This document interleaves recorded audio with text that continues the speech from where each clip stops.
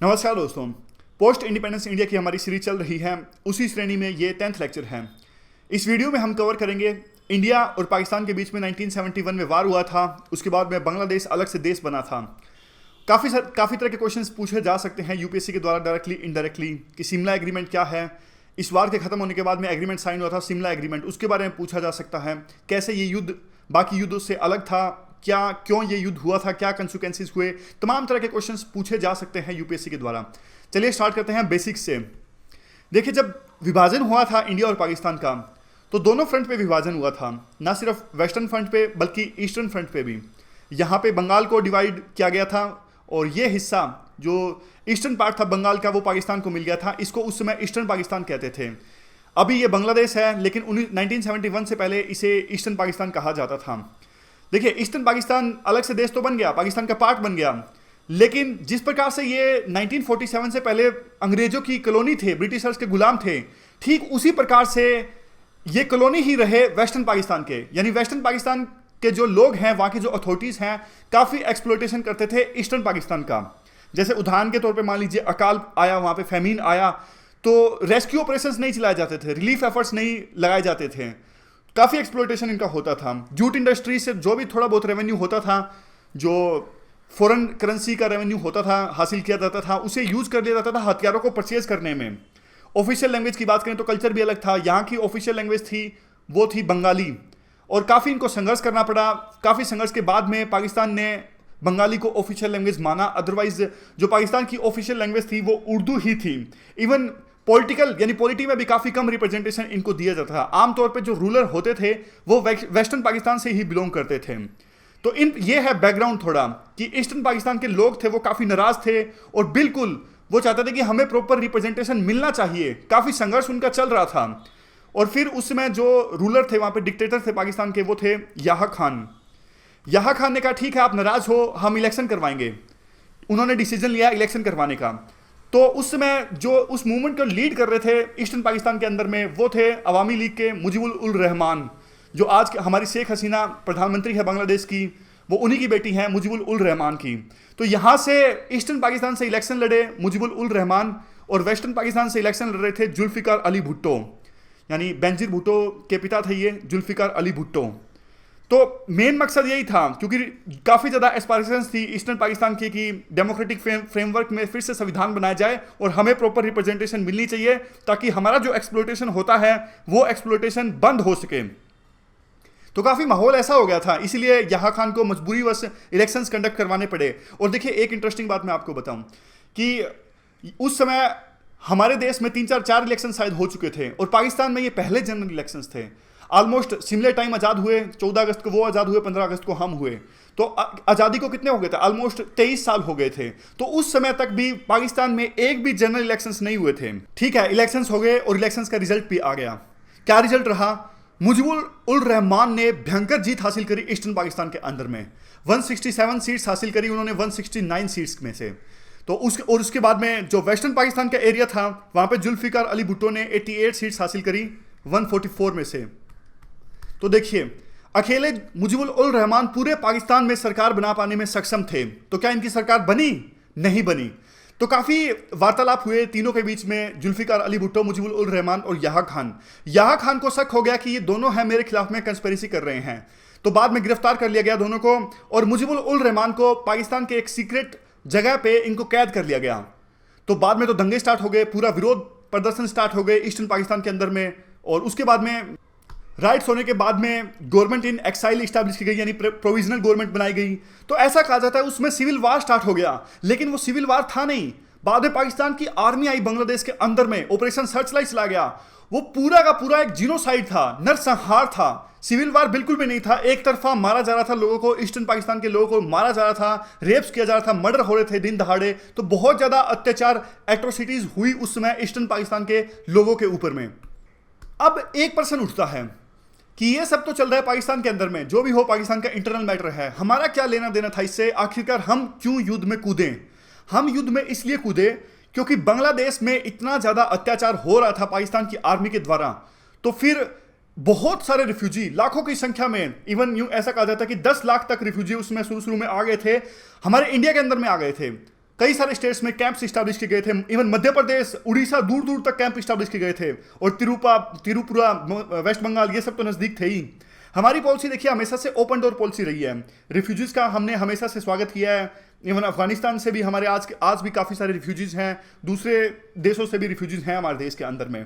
तो रिफ्यूजीज का देखिए जो बर्डन होता है वो काफ़ी ज़्यादा होता है। कब तक हम उनके बर्डन को सहन कर सकते थे? चलो बर्डन को भी सहन कर लिया। सारे रिफ्यूजीज तो अच्छे नहीं होते, काफ़ी सारे रिफ्यूजीज जो हैं वो क्राइम जैसी गतिविधियों में संलिप्त हो जाते हैं। और पाकिस्तान ने भी हमारे ऊपर में चार्ज लगाना स्टार्ट कर दिया कि इंडिया और इजराइल मिल के बांग्लादेश में इंटरफेरेंस कर रहे हैं। उसके अलावा देखिए इंडिया ने क्यों इंटरफेयर करना स्टार्ट किया। इंटरफेयर हालांकि अभी तक इंडिया ने कुछ भी नहीं किया है, लेकिन ये बात है कि कैसे इंडिया ने अपना मन बनाया था।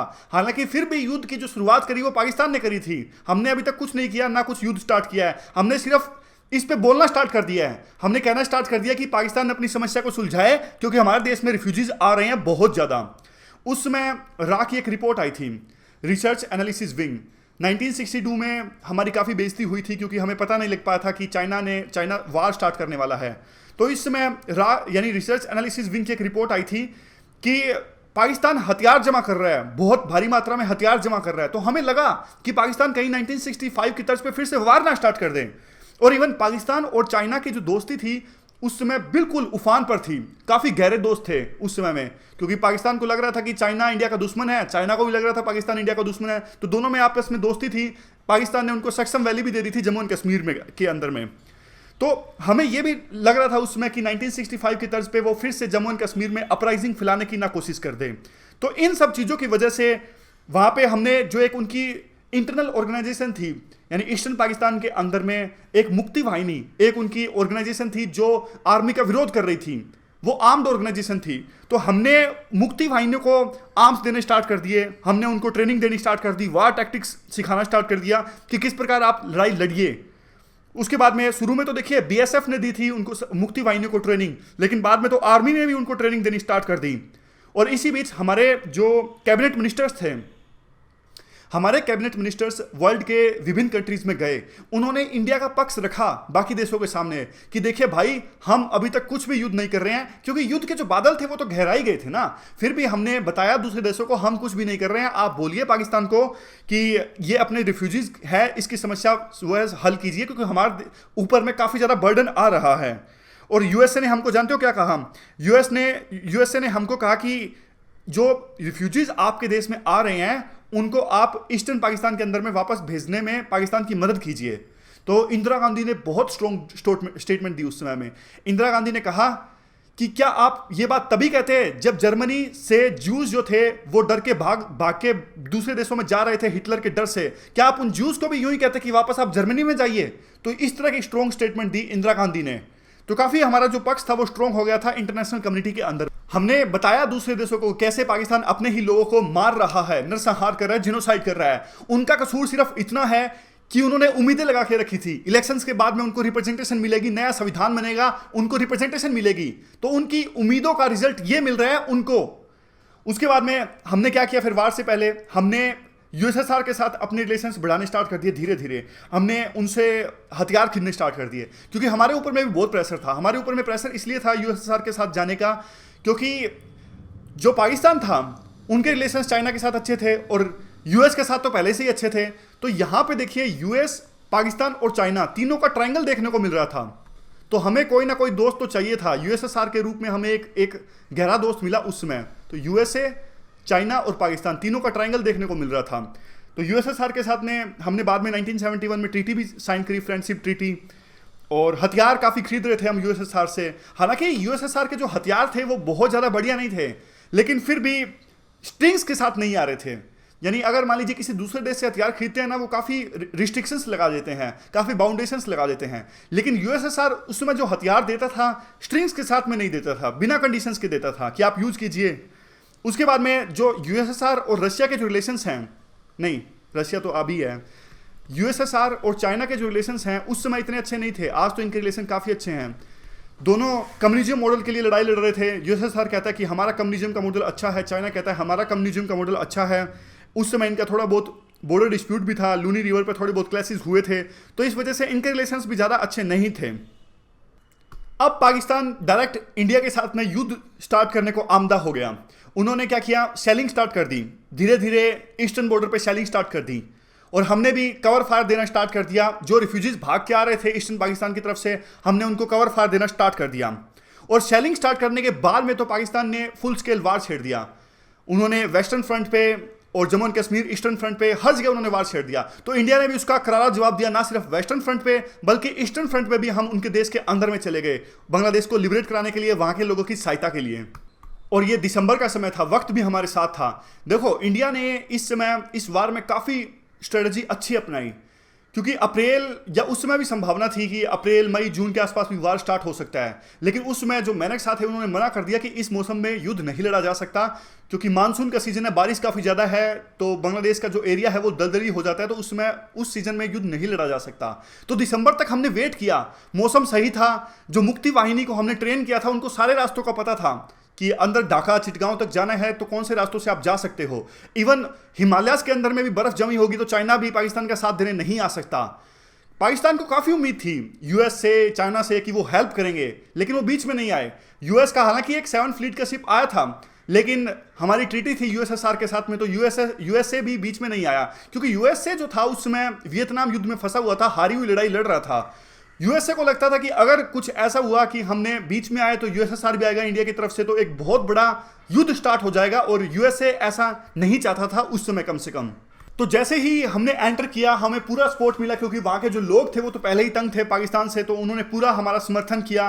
प्रोविजनल गवर्नमेंट पहले से ही इस्टेब्लिश कर दी गई थी, और उसको लीड कर रहे थे वहाँ पे नजरुल इस्लाम, क्योंकि मुजीबुल उल रहमान थे, वो तो वेस्टर्न पाकिस्तान के किसी लोकेशन पे कैद थे, उनको बंद करके रखा गया था, तो प्रोविजनल गवर्नमेंट को लीड कर रहे थे नजरुल इस्लाम। उसके बाद में हमने मजबूर कर दिया, हमारी सेना ने मजबूर कर दिया पाकिस्तान के 90,000 सैनिकों को सरेंडर करने के लिए। इसके पीछे काफ़ी इंपॉर्टेंट स्टोरी है।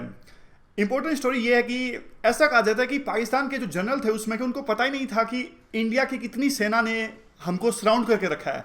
उनको ये लगा हुआ था, उनका मोराल तो देखिए पहले से डाउन था, उनको ये लगा हुआ था कि इंडिया की बहुत सारी फोर्सेस ने हमारे इस पूरे रीजन को, यानी पूरे ईस्टर्न पाकिस्तान को बुरी तरह से घेर लिया है। जनरल जैकब का इंटरव्यू था, उसमें वो बता रहे थे कि किस प्रकार से उनके ऊपर में काफ़ी प्रेशर था, और वो जहाँ पे पाकिस्तान सेना का हेडक्वार्टर था ईस्टर्न पाकिस्तान के अंदर में, उसके बिल्कुल पास में पहुंचे। उन पे फोन आ जा रहा था कि जल्दी कभी भी सीज फायर साइन हो सकता है यूएन के द्वारा, तो जल्दी से जल्दी आप जीतिए ईस्टर्न पाकिस्तान को, युद्ध जीतिए आप। तो जनरल जैकब कहते हैं कि मैं गया और पाकिस्तान के जनरल की मेज पे मैंने जोर से पेज पटका। उस पेज पे लिखा हुआ था कि या तो आप आधे घंटे में सरेंडर कर दीजिए तो हम आपकी सहायता करेंगे, क्योंकि वहां के जो लोग थे ना पाकिस्तान सेना के सख्त खिलाफ हो चुके थे, उनको मारने पे उतारू थे।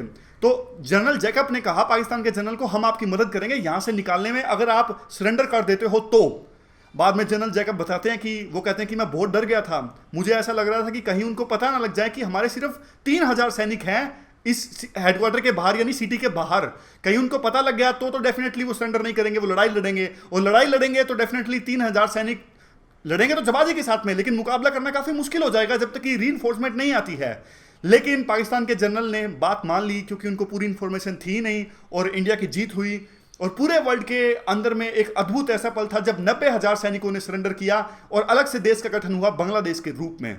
तो अब काफी सारे क्वेश्चंस पूछे जा सकते हैं कि इंडिया ये युद्ध कैसे जीत पाया, तो काफी सारे आप कारण बता सकते हो अगर ये क्वेश्चन आता है। तो सबसे बड़ा देखिए, मिलिट्री हमारी सुपीरियर थी पाकिस्तान से, क्योंकि 2 बार हो चुके थे, हमने काफी कुछ सीख लिया था। पिछली वीडियो में हमने डिस्कस किया, हमें लेसन लर्न कर दिया था कि मिलिट्री तो हमें हमारी मॉडर्नाइज करनी ही पड़ेगी। इंटेलिजेंस काफ़ी अच्छी थी, रा का गठन किया था हमने, तो हमें पता था पाकिस्तान की काफ़ी सारी जो मूवमेंट्स थी हमें पहले से पता थी। आगे फिर पाकिस्तान की जो आर्मी थी उनका मोराल काफ़ी डाउन था, क्योंकि वो तो अपने ही लोगों के खिलाफ में लड़ाई लड़ रहे थे, तो उनका मोराल पहले से काफ़ी डाउन था। मुक्ति वाहिनियों को सब पता था, जो हमारे साथ में थी उनको सारे रूट्स का पता था, कहाँ पे कौन सा रास्ता बंद मिलेगा, कौन सा रास्ता छोटा पड़ेगा, कौन सा पता नहीं होगा पाकिस्तान की आर्मी को। तो ये सारी चीज़ें काफ़ी हमारे पक्ष में गई।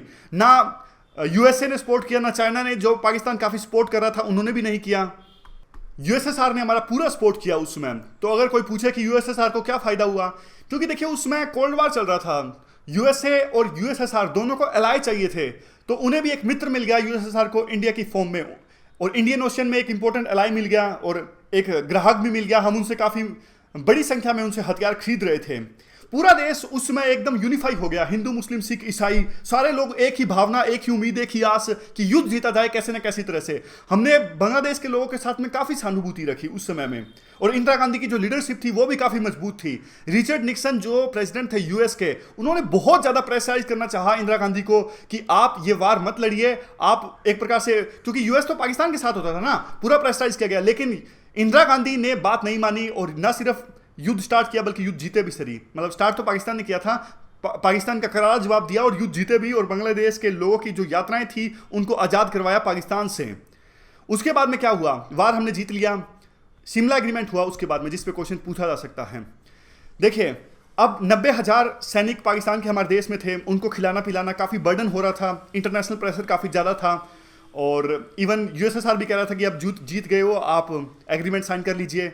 हालांकि काफ़ी विरोध था, फिर भी जुल्फिकार अली भुट्टो को हमने आने दिया हमारे देश के अंदर में। शिमला में एग्रीमेंट हुआ, हमारी प्रधानमंत्री इंदिरा गांधी और पाकिस्तान के जो जुल्फिकार अली भुट्टो थे उनके बीच में एग्रीमेंट हुआ। एग्रीमेंट में क्या हुआ, एग्रीमेंट में तो वो सारी चीज़ें आपको पता ही है कि पहले की जो पोजीशंस हैं, स्टेटस को हो गया, बातचीत से मसले सुलझाएंगे। एक बात इसमें यह कही गई कि कोई भी थर्ड पार्टी का रोल नहीं होगा, जो भी मसले हैं इंडिया और पाकिस्तान के बीच में वो इंडिया और पाकिस्तान सिर्फ मिलकर सुलझाएंगे बायलैटरल रूप से, किसी थर्ड पार्टी का रोल नहीं है। हमारे उसमें फेमस ब्यूरोक्रेट थे डीपी धार, ये कश्मीर के थे, इन्होंने पूरा जोर लगाया कि कॉम्प्रिहेंसिव ढंग से पूरे इंडिया और पाकिस्तान के बीच में जो भी प्रॉब्लम्स हैं उनका सोल्यूशन निकले, यानी कश्मीर प्रॉब्लम का भी सोल्यूशन निकले इसी एग्रीमेंट के अंदर में। क्योंकि उनको लगता था कि ये बिल्कुल सही समय है, पाकिस्तान के 90,000 सैनिक हमारे देश में कैद हैं, अगर उनको छुड़ाना है तो आपको निश्चित रूप से कश्मीर को देना होगा। लेकिन जुल्फिकार अली भुट्टो ने कहा कि इंदिरा गांधी को उन्होंने साफ साफ कहा कि मैडम अगर आप सोचते हो कि कश्मीर के मुद्दे पर मैं आपको दे दूंगा कश्मीर, लेकिन मैं वापस नहीं जा सकूंगा, पाकिस्तान में मेरे को जीने नहीं देंगे, तो इस प्रकार का कोई एग्रीमेंट संभव नहीं है, आई कांट डू डैट। तो हमने भी समझा, इंदिरा गांधी ने उनकी भावनाओं को समझा कि फिलहाल तो ये तो साफ साफ अगर ऐसा कहना तो एग्रीमेंट को इनकार करने वाली बात हो गई। तो दोनों बातें हैं, कुछ लोग क्रिटिसाइज करेंगे, कुछ लोग कहेंगे कि हालात के हिसाब से बिल्कुल सही बात थी। तो ये था इंडिया और पाकिस्तान के बीच में हुआ शिमला एग्रीमेंट। क्या ये शिमला एग्रीमेंट सफल हुआ?